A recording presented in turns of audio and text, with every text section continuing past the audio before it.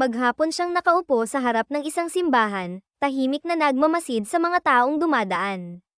Suot niya ang kanyang simpleng kasuotan, isang manipis at kupas na t-shirt, at pantalon na tila napunit sa paglipas ng panahon. Ang kanyang katawan ay balot ng itim na body paint, na sinadyang pairan upang magmukhang marumi at aba.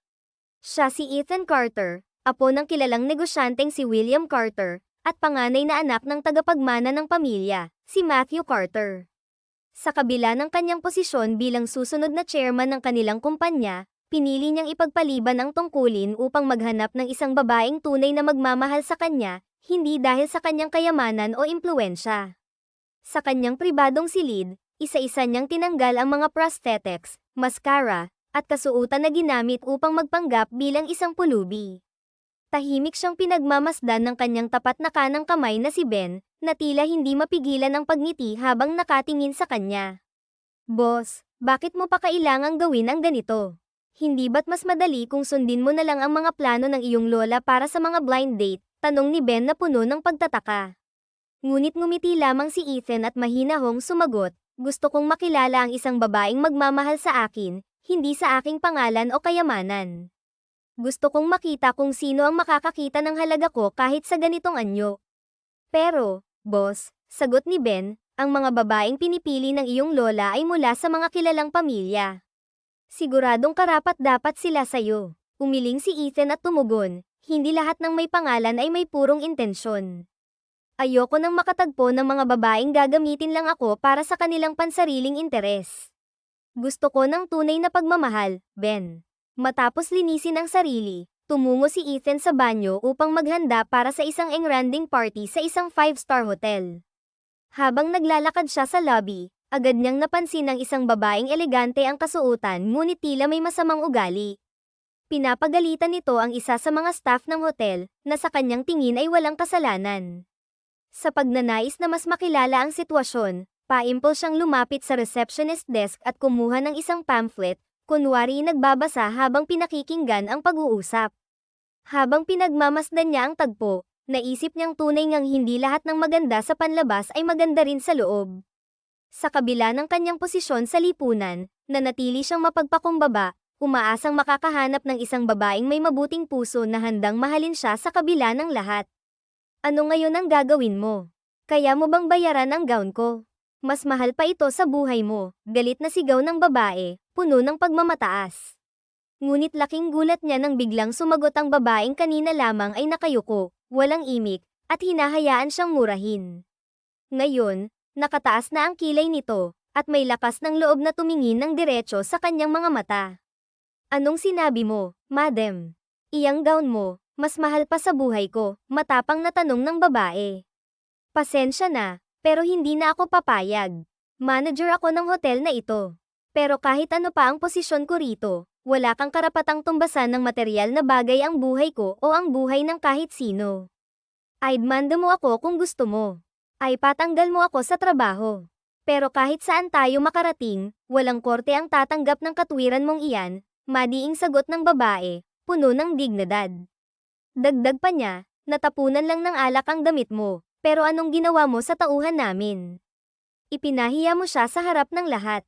Hindi pa ba sapat yun? Ngayon, pati ako, gusto mo pang ipahiya.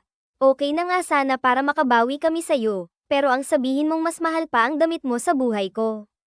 Isang malaking kalokohan iyan. Hindi nakapagsalita ang babaeng mayaman.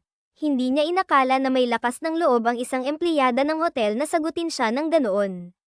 Akala niya, gagawin ng lahat ng staff ang anumang nais niya para lang ma-please siya bilang guest. Kaya nang talikuran siya ng babae, nagtitili ito sa galit. Dumating ang mga kasama nito at hinayla na siya palayo habang patuloy ang kanyang pagwawala. Samantala, ang babae, si Cassandra, ay nanatiling kalmado ngunit matatag. Hindi niya hinayaang maapakan ang kanyang dignidad o ang dignidad ng kanyang mga tauhan. Pagkaraan ng ilang oras, ang babaeng mayaman ay bumalik sa hotel, tila may iniisip. Lumapit siya sa reception desk at nagtanong, Miss, sino ba yung manager na iyon na nakipagsagutan sa akin kanina? Ah, si Ma'am Cassandra po, sagot ng receptionist na may ngiti sa labi. Napakabait po ni Ma'am. Kahit anak mayaman siya, napaka down to earth. Hindi siya nangaapak ng tao, at pantay-pantay ang tingin niya sa lahat, mahirap man o mayaman. Kaya nga po mahal na mahal siya ng mga empleyado rito. Napatango na lamang ang babaeng mayaman. Hindi niya maipaliwanag ang nararamdaman, ngunit tila may kakaibang paghanga siyang nararamdaman para kay Cassandra. Sa kanyang pag-alis, nagbilin siya na huwag ipaalam kay Cassandra na nagtanong siya tungkol dito.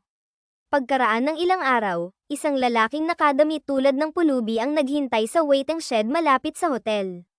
Siya si Ethan Carter, isang tagapagmana ng malaking kumpanya, ngunit piniling magpanggap bilang isang ordinaryong tao upang hanapin ang babaeng magmamahal sa kanya nang walang kinalaman sa kanyang kayamanan. Habang nagtatago sa gilid, nakita niyang dumating si Cassandra, nagmamadali upang maghintay ng bus. Sa kabila ng kanyang yaman, mas pinipili nitong mag-commute kaysa bumili ng sariling sasakyan. Hinangaan niya ang pagiging simple nito. Nang bumuhos ang ulan, sinubukan ni Ethan na makuha ang atensyon ni Cassandra. Lumapit siya sa mga tao at nagsimulang manghingi ng barya. Ngunit sa halip na tulungan siya, isang babae ang sumigaw, "Ano ba? Umalis ka nga rito. Ang dumi-dumi mo, nakakadiri." Hindi sumuko si Ethan. Sa kabila ng lahat, nanatili siyang positibo. Umaasa siyang balang araw, mapapansin siya ni Cassandra, at makikita nito ang tunay niyang pagkatao, hindi bilang isang pulubi, kundi bilang isang lalaking may dalisay na layunin. Habang patuloy na binubugbog si Leon ng mga lasing na lalaki, isang sigaw ang pumukaw sa kanilang atensyon. "Hoy, tama na yan," malakas na boses ni Cassandra, puno ng tapang. Lumapit siya ng walang pag-aalinlangan, kahit na alam niyang maaaring mapahamak siya. "Ano bang ginagawa niyo? Wala kayong karapatang saktan ang taong ito," galit niyang dagdag. Isa sa mga lalaki ang tumawa ng mapanlait. "Bakit? Sino ka ba? Shota mo. Huwag kang makialam kung ayaw mong madamay." Ngunit hindi natinag si Cassandra. Shota o hindi, hindi dahilan ng pagiging pulubi niya para apihin niyo siya. "Kung may problema kayo, ako ang harapin niyo." Itinaas niya ang kanyang kamay, hinanda ang sarili kung sakaling siya naman ang saktan ng mga ito. Napangisi ang isa sa mga lalaki, tila tinatansya ang tapang ng babae. "Ang tapang mo pero tingnan natin kung hanggang saan yan." Bigla niyang hinablat ang braso ni Cassandra, ngunit mabilis itong pumiglas. Sa kabila ng takot, ginamit niya ang kanyang bag upang ipangharang at ipagtanggol ang sarili. "Bitiwan mo ako," sigaw niya. Dahil sa kaguluhan, napansin ni Leon ang nangyayari. Kahit sugatan at nanghihina, pilit siyang tumayo. "Huwag niyo siyang galawin," sigaw niya, puno ng determinasyon. Sa pagkakataong iyon, tila nagkaroon ng bagong lakas si Leon. Tumayo siya at hinawakan ng isa sa mga lalaki, pilit itong inihiwalay kay Cassandra. "Kung ako lang, ayos lang. Pero huwag na huwag mong idadamay ang ibang tao," aniya, kahit nanginginig ang boses. Napansin ng mga lasing na lalaki na unti-unti nang napapansin ng ibang tao ang kanilang ginagawa. "TSK, swerte nyo ngayon," sabi ng isa, sabay tulak kay Leon. Agad silang umalis, nagmamadaling mawala sa lugar. Nang makaalis ang mga lalaki, agad na lumapit si Cassandra kay Leon. "Okay ka lang ba? Dapat hindi mo na sila hinarap. Tingnan mo yang sarili mo, puro kasugat." Ngunit ngumiti lang si Leon. "Salamat. Kung hindi dahil sa'yo, baka mas malala pa ang nangyari." Napabuntong hininga si Cassandra habang inilalabas ang panyo mula sa kanyang bag. "Hay nako, kuya, ang tigas ng ulo mo. Tara, gamutin natin yang sugat mo." Habang pinupunasan ni Cassandra ang sugat ni Leon, hindi niya maiwasang mapansin ang malalim na tingin nito sa kanya. "Bakit ganyan ka makatingin?" tanong niya, bahagyang namumula ang mukha. Umiling si Leon, ngunit may maliit na ngiti sa kanyang labi. "Wala lang. Ngayon ko lang napatunayan na may mga tao pa rin palang tulad mo." Isang taong handang tumulong kahit hindi niya kilala. Bahagyang natawa si Cassandra, pilit na tinatakpan ang kaba sa kanyang dibdib. "Ewan ko sa'yo. Basta, huwag mo nang uulitin to ha. At saka, huwag kang aalis dito.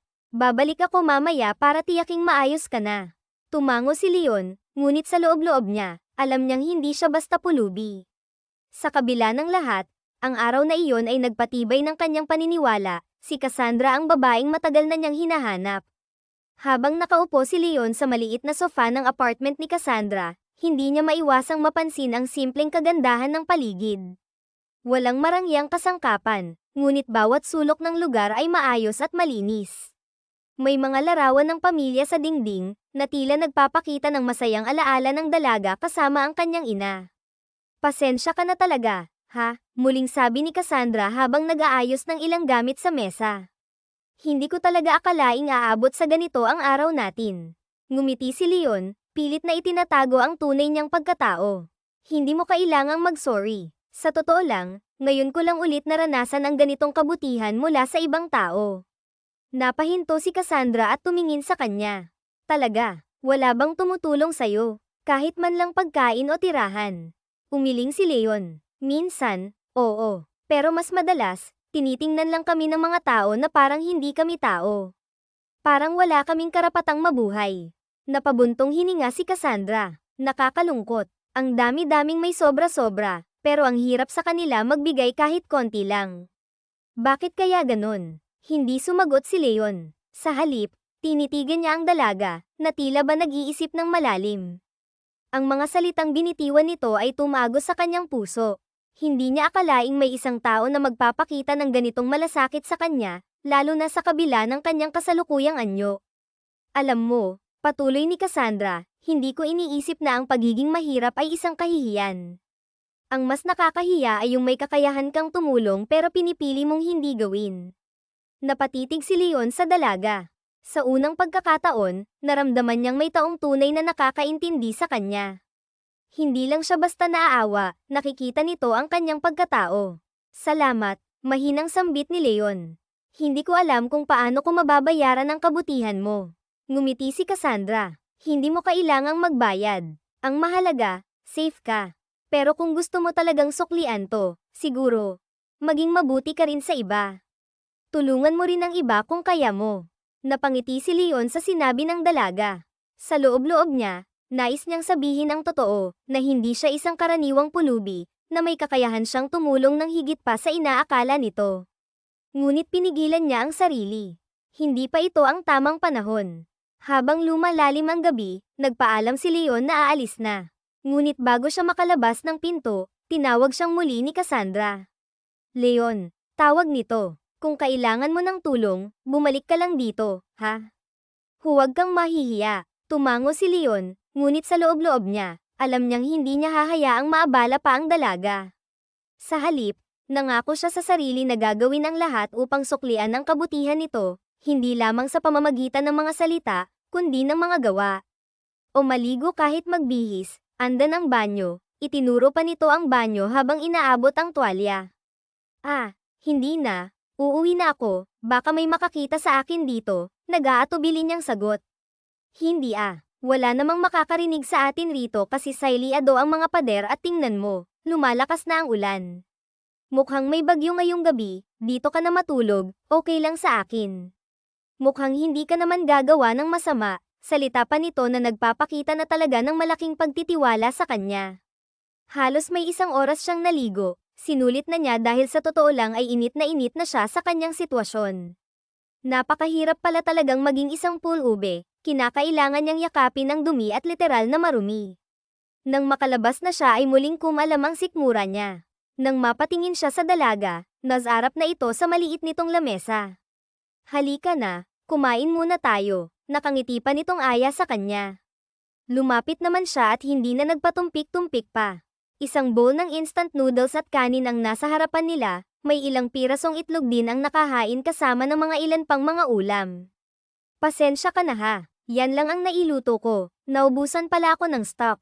Bibili nga rin sana ako kanina kaya lang nagkagulo naman, saad pa nito. Oh, okay lang, pulubi lang naman ako, hindi mo kailangang mag-sorry, sabi naman niya. Ngunit padubog na nilapag ni Cassandra ang hawak nitong tinidor, napatingin naman siya sa dalaga. Alisin mo na ang salitang lang, kasi nakakababa ng moral ang salitang yan, sabi naman nito na nakataas na ang isang kilay. Lumalabas ang katarayan nito kapag hindi nito gusto ang mga naririnig. Muli na itong umiti nang makita siyang maganang kumakain. Nang matapos silang kumain, hinugasan nito ang pinagkainan nila at matapos noon ay sumunod ito sa kanya. Nakatayo kasi siya sa may terrace ng bintana, doon ay kitang-kita niya ang malawak na paligid, ang mga nagkikislapang ilaw ng mga establishment. Oo nga pala, ako nga pala si Sophia Green, yang company pagmamayari ng papa ko, itinuro pa nito ang labas upang maipakita ang pangalan ng kanyang ama. Napatango lamang siya. Iniisip niya habang tinitingnan ng dalaga kung bakit sobrang bait naman yata nito. Mabait ngunit matapang na babae ang unang naging impresyon niya kay Cassandra kaya hinihiling niya na sana ay hindi ito magalit sa kanya kung malalaman nito ang tunay niyang pagkatao.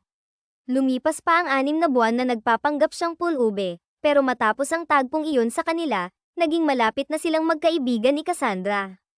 Palagi niya itong inaabangan sa bus stop at sinasabayang maglakad sa daan.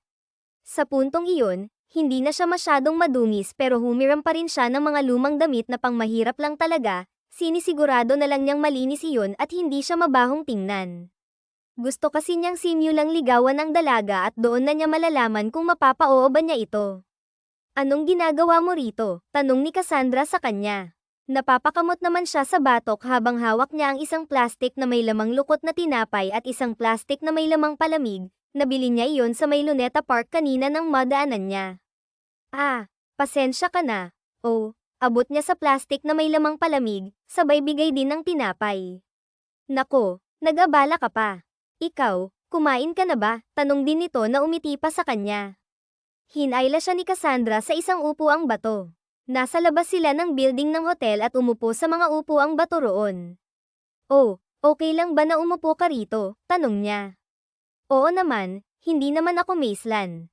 Ikaw, kumain ka na ba? Tanong nitong muli. Ngumiti lang siya at tiningnan ng dalaga. Oo, kumain na ako, sagot pa niya at naupo rin siya sa dalaga, ngunit lumayo siya ng kaunti. Oh, bakit ang layo mo? Hindi naman tayo magkagalit, para ka namang iba, ang tagal na nating magkaibigan, nahihiya ka pa rin, napapakamot nitong salita habang isa-isang pinapangyayari. Nahihiya kasi kilala na ako na isang pulubi sa paligid, kahit na magbihis pa ako ng maayos, salita pa niya. Hindi bakit naman ganyan ang isipan mo? Kung nahihiya pala ako dapat hindi na tayo naging magkaibigan. Dapat di kita pinapapasok at pinatulog sa bahay ko. Sabi ko nga sa'yo, sa bahay ka na lang tumira. Saan ka ba natutulog? Tanong nito sa kanya nang may pagmamalasakit. Kung saan-saan lang, napapakamot niyang sagot. Oh, ikaw naman, ang kumain, ibibigay ko naman ang baon ko sa'yo kasi puro ka nalang tinapay. Ito lang ba ang nabibili mo sa mga napalamos mo? Grabe, saan ka bang lugar palagi? Wala sa loob na tanong nito. Bakit, patitigilin mo ba ako? Natanong niya. Sira, bakit ko naman gagawin yun? Masayang kasama si Cassandra at walang kaarte-arte sa katawan kaya nga tumagal pa ang kanilang pagkakaibigan kahit palam nitong isa lamang siyang pulube.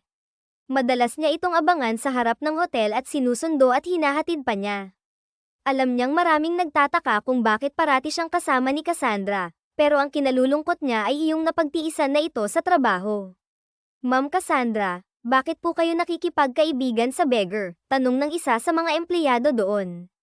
Hindi nito alam na lihim na itong pinagtatawanan ng mga kasamahang empleyado na noon ay palagi nitong ipinagtatanggol. Bakit naman hindi? Mabait naman siya. Ngumiti pa si Cassandra nang lingunin siya nito, ngunit nakita niya ang pagniwi ng mga kausap nito at nang muli siyang humarap sa mga ito ay dagling nagbalik sa dati ang mga itsura. Muling napatingin naman sa kanya si Cassandra. Maya-maya ay nilapitan siya ng isa sa mga security guard ng hotel na yun at itinaboy siya. Hoy, umalis ka nga rito, hindi pwedeng pumasok ang mga pulube rito, sabi ng gwardiya. May hinihintay lang naman ako, hindi naman ako manggugulo. Simple niyang salita, ngunit itinulak pa rin siya ng lalaki. Hindi na, umalis ka, baka matakot pa sa'yo ang mga guest namin, sabi pa rin ng isa pang gwardiya. Ano ba, may hinihintay nga lang ako, sabi naman niyang muli, ngunit naging marahas ang dalawa, tinulak siya at yung isa ay bumunot pa ng baril. Hoy guard, ano ba kayo? Bakit tinututukan niyo siya ng baril? Patakbong lumapit si Cassandra sa kanila. Ipinababa nito ang nabaril ng isa sa mga gwardiya. Ma'am, ayaw kasing umalis, nanggugulo kasi siya, katuwiran ng isa sa mga ito. Shut up, nakita ko ang pangyayari. Masama bang mag-antay siya sa loob o kahit na dyan lang sa bakana ng pintuhan ng hotel? Hindi ko na kaya ang ganyang klaseng diskriminasyon na ginagawa nyo. May eskwelahan bang nagtuturo ng ganyan? Bakit parang ang dami na yata? Mabilis na lumapit sa kanya si Cassandra at saka siya tinulungang tumayo. Mula ngayon ayoko nang mauulit ang mga ganitong pangyayari. Walang batas ang hotel na ito o kahit saan pang hotel na ipinagbabawal ang mga ganitong tao, okay? Malinaw ba? Giit pang tanong ni Cassandra. Ma'am, paano naman ang mga guest ng hotel natin? Matatakot sila sa mga ganyang klaseng tao at makikita kami ng mga mas mataas ang katungkulan sa inyo na pinapayagan ng pulubing tulad niyan dito, mapapag-alitan kami. Mas mahalaga ba ang pulubing yan kaysa sa trabaho nyo at posisyon? Mas mahalaga sa akin ang isang tao at pagpapakatao kaysa ano pa mang posisyon. Wala namang batas na matatanggal ka kapag nagmalasakit ka sa taong mas mababa ang katayuan sa'yo. Hindi pa man tumataas ang posisyon mo, hindi ka na marunong lumingon sa mas mababa sa'yo, tingin mo may chance ka pang ma-promote. Nakataas ang kilay na salita ni Cassandra. Hinayla siya nito at inilalayan patungo sa isang restaurant ng hotel. Pinaupo siya nito sa isa sa mga table na walang tao, ito pa mismo ang naghila ng upuan upang makaupo siya. Sa puntong iyon, lalo pang lumaki ang paghanga niya sa dalaga. Nakikita niyang magiging mabuti itong asawa sa kanya. Kaya lang hindi niya alam na kung aayain niya itong pakasalan, papayag naman kaya ito. Isang bagay na nagpapakaba sa kanya.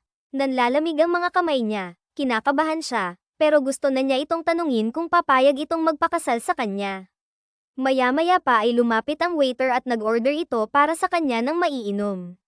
Dahil may ilang buwan na rin silang parating magkasama sa apartment nito, alam na nito ang mga gusto niya.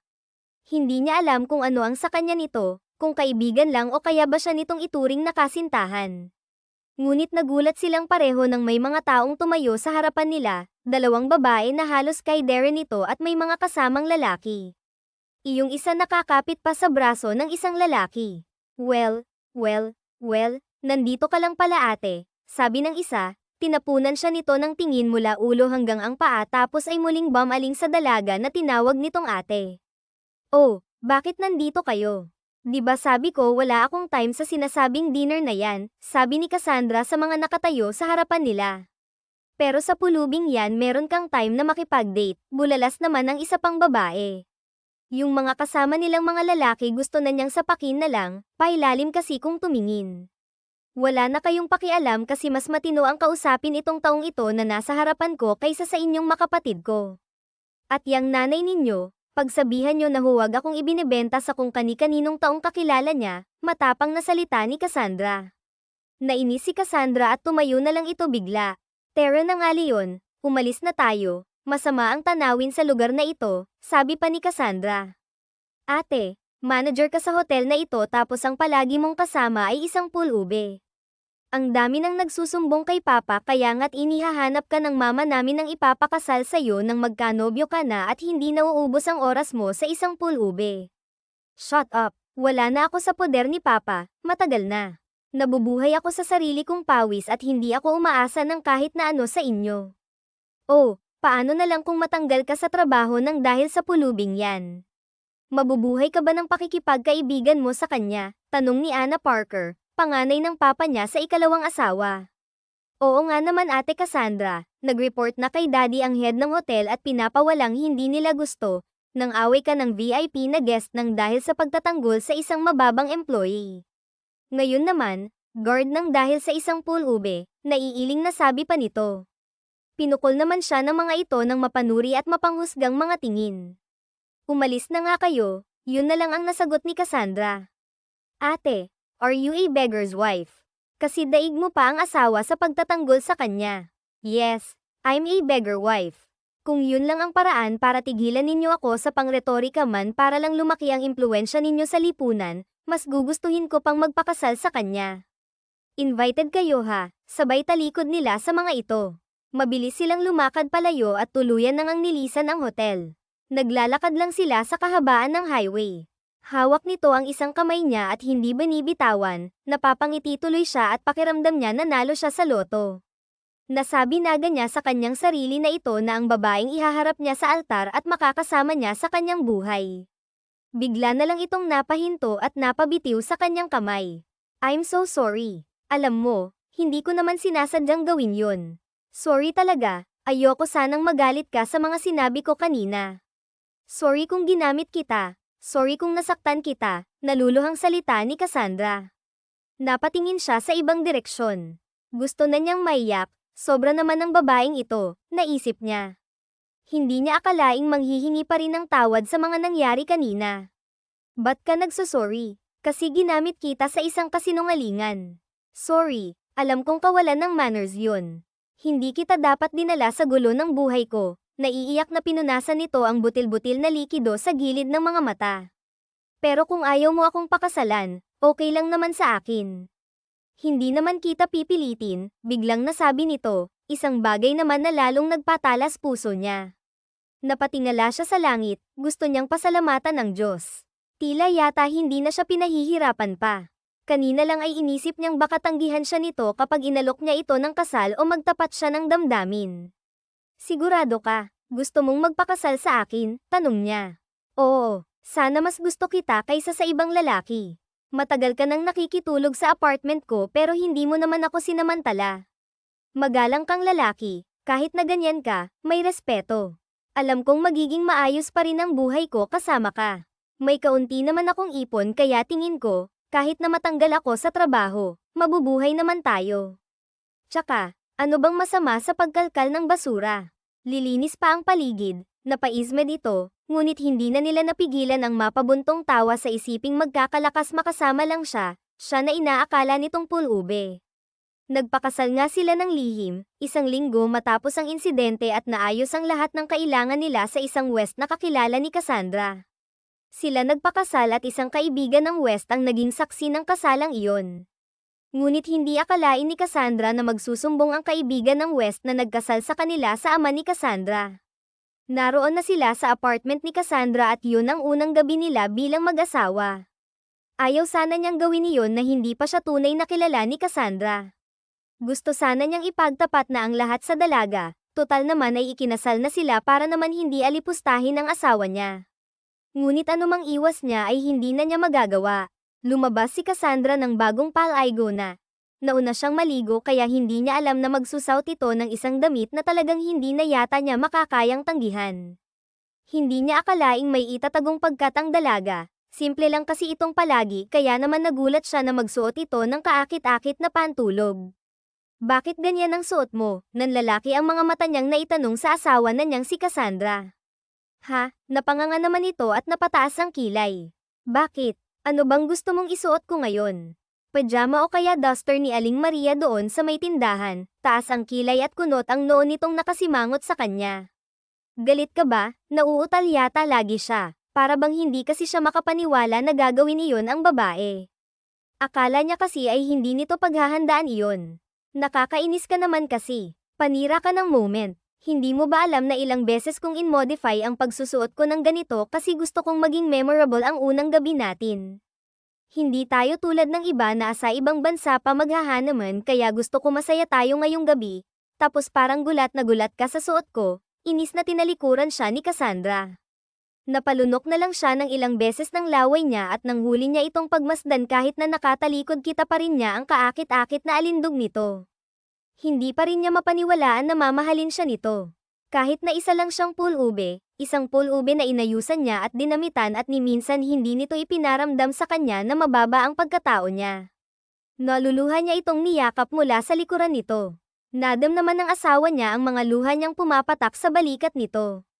Napaharap tuloy si Cassandra. Oh, bakit? Napahawak ang dalawang palad nito sa kanyang mga pisngi at iniangat ang tingin niya. Kitang-kita nito ang mga luha niya. Sorry na. Hindi ko naman sinasadyang sigawan ka. Sige na, magpapalit na ako ng damit. Ayaw mo ba ng agresibo ako? Sige, sisimplehan ko na lang bukas ng gabi pero ngayon ito muna, nagkanda haba ang uso nitong humirit pa. Napabunghalit na lang tuloy siya ng tawa. Ang iyak niya kanina nang dahil sa tuwa ay napalitan naman ng malakas na tawanan, isang tawanan dahil sa nag-uumapaw na kaligayahan. Sinunggaban na niya ito ng halik sa mga labi at ang gabing iyon ay pinagsaluhan nila ng ubod ng tamis at ligaya. Siya na yata ang pinakamaligayang pulubi sa balat ng lupa dahil sa napaibig sa kanya ang isang babaeng may mabuting puso, mahal na mahal siya nito at ramdam na ramdam niya iyon. Hindi nito tiningnan ang antas at katayuan niya sa buhay kaya naman nararapat lang na ilagay niya si Cassandra sa isang pedestal. Alam mo, Love, ikaw ang babaeng higit pa sa mga babaeng tingin nila ay higit sila sa'yo at ang palad ko na maging asawa mo, sabi niya. Ngunit hindi na iyon inalintana pa ni Cassandra. Ako ang pinakamaligayang beggar's wife, nakangiti nitong sabi sa kanya at lalo pang humigpit ang katawan nito sa pagkakayakap sa kanya. Hindi ka ba nagsisisi na isang pulubi ang pinakasalan mo? Hindi. Hindi kahit nakititing. Kahit na ano pang itsura mo at ano pang katayuan mo, minahal natin ang isa't isa na puno ng respeto. Sa iba siguro isa itong kalokohan kung masama ka namang tao. Pero ilang ulit ko namang napatunayan na mabuti ka at mapagkakatiwalaan, sabi pa ni Cassandra. Isang bagay na ikinatakot naman niya. Paano kung malaman nito ang tunay niyang pagkatao? Paano kung malaman nito na isa siyang mayaman at nagpapanggap lang na pulube? Kinabukasan, bigla na lang bumukas ang pintuan nila sa kanilang apartment. Magkayakap pa silang natutulog. Napabangon sila dahil sa pagpasok ng mga tao sa loob ng bahay nila. Sino kayo? Tanong ni Cassandra. Sino kayo? Tanong din niya. Napayakap sila sa isa't isa. Ikaw, sino kang pulubi para yakapin ang ganyang ang anak ko? Dumadagundong ang boses ng ama ni Cassandra na si Mr. Lorenzo. Papa, bakit pa kayo naririto? Tanong ni Cassandra. Para kunin ka sa pulubing yan. Ang lakas ng loob mong kunin ang anak ko ng ganon-ganon na lang. Papa, kinasal na kami at may nangyari na rin sa amin, sabi pa ng dalaga. Tumahimik ka, sabay kumpas nito sa mga tauhan. Naglapitan naman ang mga tauhan nito at tinutukan ng baril si Leon. Huwag, sasama na lang ako. Huwag niyong saktan ang asawa ko. Mabilis na hinablat ng ama nito si Cassandra, hindi man lang siya pinagsalita ng mga ito. Cassandra, hintayin mo ako.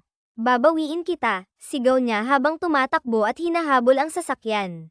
Agad na siyang tumawag sa mga tauhan niya na sundan ang sasakyan ng mga ito. Lingid sa kaalaman ni Cassandra, naroon lamang ang tauhan niya sa paligid. Umalis na rin siya kaagad at bumalik sa kanyang mansyon. Inuwi siya sa mansyon nila ng kanyang papa. Umiiyak man siya dahil ayaw niyang malayo kay Leon na asawa na niya, wala siyang magawa kundi ang sumama. Ayaw niyang patayin ang kanyang papa si Leon o saktan man lang. Papa, huwag na. Huwag niyong sasaktan si Leon. Wala siyang kakayahang labanan kayo. Isa lang siyang simpleng tao, sigaw niya sa kanyang papa at sa lahat ng mga taong naroon. Naroon ang kanyang stepmom at mga kapatid sa ama maging ang mga lalaking nobyo ng mga ito. Kinakailangan mong magpakasal kay Lucas Howard, sambit ng kanyang ama. Braganza, tanong niya. Naalala niya kasing ganoon ang apelyido ni Leon kaya naman tahasan siyang tumutol. Ayoko pa. Braganza ang apelyido ng asawa ko. Ayokong magpakasal sa kahit na kanino. Ngunit malakas na sampal ang tumama sa kanyang pisngi mula sa kanyang stepmom. Gulat siyang napatingin. Agad ni hindi niya ininda ang malakas na impact ng pagkakasampal nito sa kanya. Bakit mo ginawang magpakasal sa isang pulube? Bakit po, pulubi man o kahit ano pa, tao siya. Mabuting tao, hindi gaya ninyo na gusto nilang akong ipakasal sa mayaman para magkapera kayo. Kaya ba ate, mas ginasto mo na lang na maging beggar's wife, yaksig anda naman ang isa sa mga kapatid niya. Mas matino siya kaysa dyan sa lalaking katabi mo. Palagi kong nakikita yan na iba-ibang mga date sa hotel namin, sabi naman niya sa kanyang kapatid. Papa, mama patigilin niyo nga siya. Isang beggar's wife. Ew. Ilang araw pang nakakulong si Cassandra sa kanyang silid habang ang mga magulang niya ay isinusubo siya. Kaya lang mayroong nagpakalat na si Cassandra Avra ay isa ng beggar's wife kaya naman lahat ng tanungin ng mag-asawa ay umaayaw ng magpakasal maging si Lucas Howard ay umatras sa sinasabing pagpapakasal nito. Paano na po yan? Wala nang mayamang gustong magpakasal kay ate Cassandra. Nakakainis. Ayoko pong pumalit sa kanya para magpakasal ha, sabi ng bunso sa magkakapatid na si Clara Wilson. Tumahimik nga kayo, lalo tuloy sumasakit ang ulo ko. Lalo na kapag nalaman ng papa ninyo ang malaking halaga na nadispalko ko sa kumpanya. Kapag nagkataon, isa sa inyong ibebenta ko, sabi pa ng stepmom ni Cassandra. Bakit wala na bang gustong magpauto sa inyo? Mabuti naman kasi hindi ko na kailangan pang magpakasal sa kahit na sino, marin ngunit paanas lang nasagot niya sa mga ito. Ikaw ba ang nagpakalat na ikinasal ka sa isang pulube? Hindi. Pero salamat sa taong iyon, makakaligtas ako sa impyerno, sabi pa niya sabay talikod. Nasaan naman kaya ang beggar na yun matapos niyang Saan ang katawan mo sa loob ng isang gabi? Tingin mo ba, ate, tama ang ginawa mo? Isang malaking katangahan. Kung hindi niyo ako kinuha, kung hindi ninyo pinakialaman ang buhay ko, masaya sana kung kasama siya. Wala siyang kakayahanan, alam niyo yan. Ano bang laban ng isang tulad niya sa inyo? Alam ko kahit gusto niya pero paano at saan siya magsisimula para iligtas ako o hanapin ako? Ang sama ninyo. Sigaw pa niya at tuluyan na ngang tumakbo palayo sa lahat. Kinabukasan, nalaman na lang niya na nakatakda na ang kasal niya sa susunod na araw. Hindi niya alam kung sino pang tanga ang pumatol sa kanya matapos malamang nagpakasal na siya at nakipagtagisan pulube.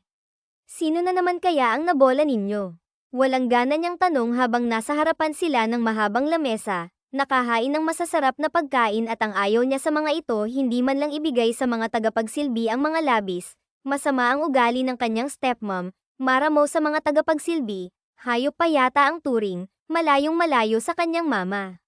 Si Ethan Carter, mas mabuti nga kasi yun daw sa lahat ng mga CEO na tagapagmana ang pinakamagaling na CEO at malapit nang maging chairman yun ang balita tinanggihan lang daw muna nito ang posisyon dahil abala pa sa ibang bagay. Kitang-kita niya ang malawak na pagkakangiti ng kanyang stepmom at malungkot siyang nahawahan na ng kasamaan ng ugali nito ang kanyang papa. Nakakahawa pa lang kasakiman at kasamaan ng ugali. Sana man lang papa kahit na konti, naalala mo pa ang kabutihan ng mama ko. Wala sa loob na sabi niya at masama ang tingin na ipinukol niya sa papa niya. Cassandra, sumusobra ka na at kayo hindi sinong amang ipagbibili ang sariling anak sa isang mayamang hindi ninyo kilala. Galit niyang wika bagamat dumaratal ang sakit sa kanang puso. Ayaw sana niyang napagsalitaan ang kanyang ama. Tung gusto mong makasama iyong pulube. Pabagsak na binitawan ni Mr. Lorenzo ang kutsara at tinidor na hawak nito. Umalis ka na lang sa harapan ko. Sigaw ng kanyang ama. Umiiyak siyang tumayo at umalis sa hapagkainan na yun. Ayaw man niya, pero parang wala siyang matatakbuhan. Para bang walang ibang magagawa kundi ang harapin na lang niya ang kapalaran niyang magpakasal na naman sa ibang lalaki. At nakakatawa pa noon, sa isang Ethan Carter na naman siya ikakasal. Halos hindi matigil ang paglandas ng mga likido sa kanyang mga mata. Kung noong una siyang kinasal, tuwang-tuwa siya at nag-uumapaw sa saya ang puso niya, ngayon daig pa niya ang tila haharap sa isang kamatayan. Pakiramdam na niya'y bibitayin na siya. Iyon na ang araw ng kamatayan niya. Iyon na ang araw na mawawalan na siya ng buhay. Ilang oras na lang at ihahatid na siya sa simbahang pagkakasalang sa kanya. Lahat ng mga mayayamang tao at halos buong angkan ng mga obres ay naruroon. Alam ng buong kamag-anakan nila ang ginawa niyang pagpapakasal sa isang pulube kaya naman tampulan siya ng usap-usapan. Dinig na dinig din niya ang mga bulong-bulungan ng mga tao doon pa lang sa kanilang mansyon. Nagulat siya na isang private helicopter pa ang dumating doon para lang sunduin siya. Nanlalaki ang mga mata ng lahat ng mga taong nakakita. Hindi nila alam na ganoon kagrande ang kasal na ihahandog sa kanya ng lalaking pumayag na magpakasal sa kanya. Grabe ang owaha. Hindi ba alam ng lalaking yun na may nakona na kay ate at isang beggar yun, nakataas ang kilay na sabi ng isa sa mga kapatid ni Cassandra. Narinig niya iyon kaya naman tinapunan niya ito ng masamang tingin. Matapos ang ilang oras na pagbiyahe ay sa hotel na muna siya dinala ng mga taong inutusan ng mayamang lalaki. Hindi maunawaan kung ano naman ang pumasok sa ulo ng mayamang iyon at kahit na may pangit na siyang reputasyon ay ninais pa rin siyang pakasalan nito. Hanggang sa mga oras na yun, takot at galit pa rin siya. Ayaw niyang magpakasal sa ibang lalaki dahil mahal na mahal niya si Leon, kahit pa sabihing isa itong pulube. Kaya lang, pinagbantaan siya ng kanyang ama at stepmom. Papatayin nila si Leon na asawa niya kapag hindi niya itinuloy ang pagpapakasal sa mayamang Braganza. Sa beach resort pala ang kasalang gaganapin. Iyon ang naaalala niyang pangarap nila ni Leon, ang beach wedding.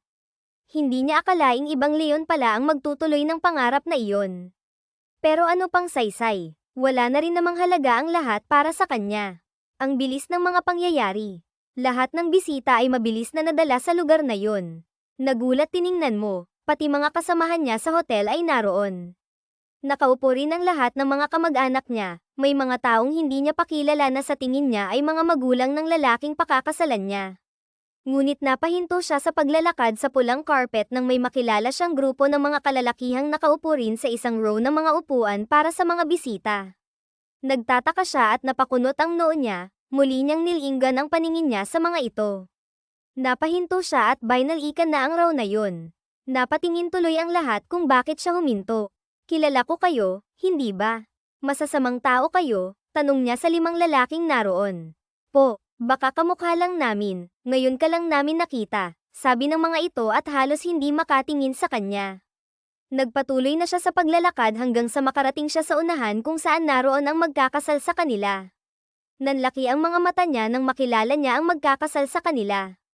Kunot ang noon niyang tiningnan ng mabuti ang judge ngunit umiwas ito ng tingin sa kanya. Napapabaling leeg niya at bahagyang iginalaw ang ulo niya. Hindi naman siya asiwa sa gown niya dahil maganda at komportable naman siya sa ipinasuot sa kanya, at ang hawak niyang bouquet ay mga paborito niyang bulaklak tulad ng sunflower at white daisy. Nakahanda na ba ang babaeng pakakasalan ko? Tanong ng isang boses sa likuran. Grand entrance itong dumating doon, kaya lang nakasuot siya ng kasuotan niyang pangpulob. Napalingon ang lahat sa lalaking nagsalita.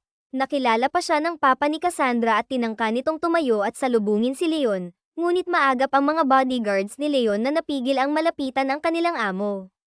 Anong ibig sabihin nito? Pulhube, balak mo bang pigilan ang anak ko sa pagpapakasal niya?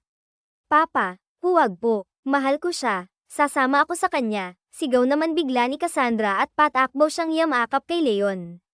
Niyakap din naman siya nito ng mahigpit. Cassandra, my love, sabi rin ni Leon. Lumayas ka rito, sabi naman ng stepmom ni Sandra, ngunit napatayo ang isang mayamang ginang. Iyon pala ang ina ni Leon. Anong karapatan mong palayasin ang groom? Siya ang anak ko, siya ang lalaking magpapakasal kay Cassandra, sabi ng mama ni Leon. Gulat na gulat ang buong angkan ni Cassandra at halos himatayin ng stepmom niya. Maging si Cassandra ay nagulat, nanlalaki ang mga mata niyang napailing. Nagulat siya na napakagwapo na nga ni. Wala na ang maitim nitong ngipin, naiwan na lang ay marumi nitong kasuotan. Totoo ba to, Cassandra? I'm so sorry, hindi ko nasabi sa iyo ang lahat, mahinang salita ni Leon.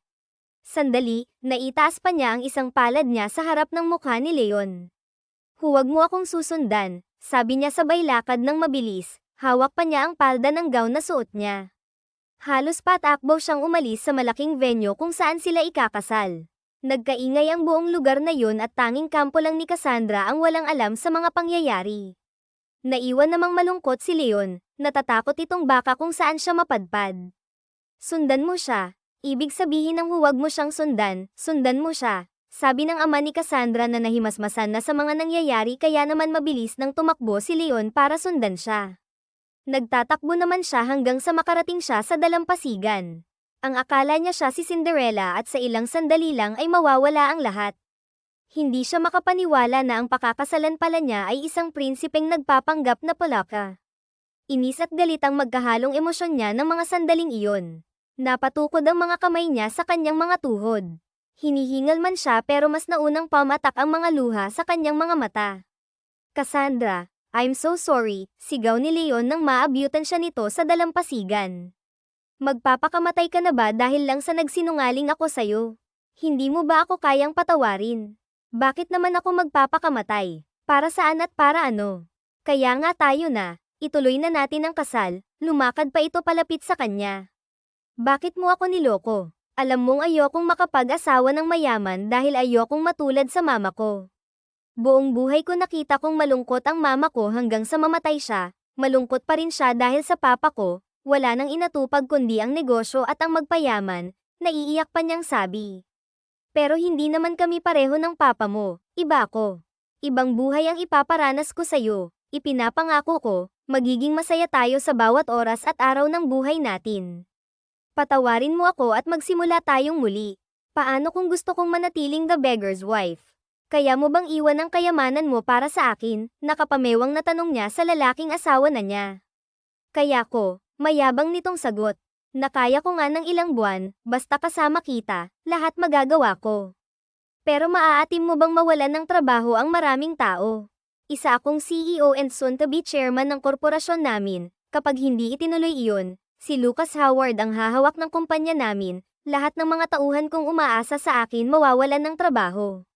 Maaatim mo ba? Kung oo, tara na, tumakas na tayo at maging beggar habang buhay, sabi ni Leon na determinado sa mga sinasabi nito. Humihingi ka ba talaga ng tawad o namamonsensya? Nakapamewang na tanong naman niya. Natawa naman ng malakas si Leon. Nakita na naman niya ang napakagandang mukha ni Cassandra na alam niyang hindi makakayang gawin ang bagay na yon. Alam niyang hindi nito maaatim na mabuhay sa kagustuhan nito lalo na kung alam nitong may mga tao siyang masasagasaan. Magpapakasal ka nga sa iba para lang hindi ako patayin ng papa mo kaya nga lumantad na ako at ako na ang magpapakasal sa isang beggar's wife ikaw pa ang nagpakalat nun. Oo naman, baka kasi may makaagaw pa sa'yo, sambit ni Leon at niyakap siyang bigla. Hindi na rin ito nakatitiis at hinalikan siya ng buong diin. I miss you so much, my love, sabi pa nito sa kanya. Ikaw kasi ang tagal mo, sabay palo niya sa asawa. Hinihintay kita. Akala ko hindi mo na ako mababawi. Naiyak na siya ng tuluyan. Natakot din kasi siyang makasal siya sa ibang lalaki. Mahigpit na lang siyang niyakap ni Leon para maibsan ang takot na iyon sa puso niya. Nakita na lang nila ang lahat ng mga bisita na nagpapalakpakan dahil natutuwa na nagkaayos na sila. Matapos ang seremonya ng kanilang kasal sa beach resort na yun at naging malinaw na nga ang lahat sa kanila, maging sa ama at mga kapatid ni Cassandra. Hiyang-hiya ang mga ito sa ginawa nilang pagtrato kay Leon. Humingi ng tawad sa kanya ang mga magulang ni Cassandra, maging ang mga kasamahan nito sa hotel. Nakilala naman ni Cassandra ang ilang kalalakihan na naroon na siyang bumugbog kay Leon sa lugar ni nila kaya nalaman ng dalaga na lahat talaga'y plinano niya para lang mapalapit sa kanya dahil hindi kailanman ikinahiya ni Cassandra na nakasal sa isang pulube at tinawag na the beggar's wife kaya naman naantig na rin ang puso ng mga magulang ni Leon. Ipinagtapat niya sa mga magulang ang mga ginawa niyang pagpapanggap bilang isang pulube para mahanap ang kanyang dawan isang babaeng nais niyang makasama na alam niyang siya ang tunay na minamahal at hindi ang pera nila. Napatunayan naman ni Leon ang bagay na iyon nang magawang magpakasal ni Cassandra sa kanya at ibigay ang sarili nito ng walang pag-aalinlangan. Mahal niya si Cassandra at ipinapangako niya sa kanyang sarili na hindi niya ipaparanas ang mga bagay na kinatatakutan nito. Matapos ang kanilang kasal, magkasama muna silang nagtungo sa Palawan. Namasyal sila roon dahil noon ay nabanggit nito sa kanya na nais nitong malaibat ang buong Palawan doon na rin sila muling nag-honeymoon. Nang makabalik na sila sa Maynila at maging normal na ulit ang lahat, 6 na buwan na naman ang lumipas. Simula nga rin ang mag-resign ito sa trabaho dahil nalaman nilang buntis na ito ay palagi siya nitong inaasikaso para itong alalay niya na palaging nakasunod sa kanya. My love, hindi ka ba magpapahinga? Tanong niya sa kanyang asawa. Hindi, bakit naman ako pagod? Okay lang ako rito sa office mo. Tsaka love, gusto kong magpalagay ng extension dito sa office mo yung banda roon tapos ay papalagyan ko ng kusina para makapagluto ako kahit nandito tayo para hindi naman panay pagkain sa labas ang kinakain natin, sabi pa nitong na nagkanda haba pa ang nguso. My love, ano ka ba? Balak mo bang dito sa opisina ko tumira at talagang magpapalagay ka pa ng kusina? Kwarto na matutulugan gusto mo? Napatawang tanong niya sa asawa. Pinaningkitan siya nito ng tingin, umiiral na naman ang katarayan nito sa kanya. Tumayo at marahang lumapit sa table niya kung saan naman siya naroon pabagsak nitong inilapag ang kamay sa ibabaw noon kamantak naman siyang mapamura, nagulat siya sa ginawa nito. Nagtataka niyang tining-ala ang asawa niya, galit ang tingin nito sa kanya. Bakit? Huwag kang pabulol-bulol dyan. Bakit? Naiinip ka na bang kasama ako rito sa opisina mo? Tanong nito sa kanya na tila ba umuusok ang ilong sa pagkainis sa kanya. Ha, napakamot naman siya sa batok. Anong pinagsasasabi mo? My love naman, sabi naman niya na tumayo na at saka inakbayan ang asawa.